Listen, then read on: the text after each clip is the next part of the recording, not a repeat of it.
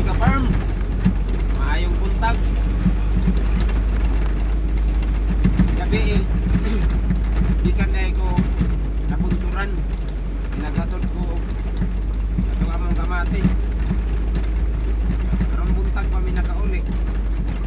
Tapos karong adlaw schedule na ako sa Skygo. Maghatod mi og motor na po dito sa Marayag. Unom na po na siya kabuok motor. Hatod dito.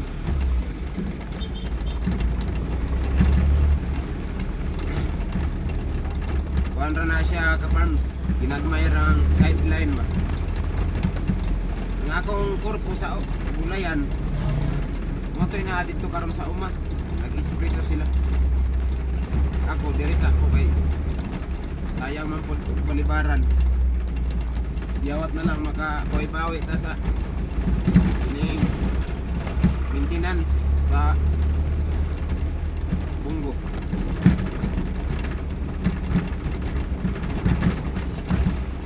So mara to siya ka farms.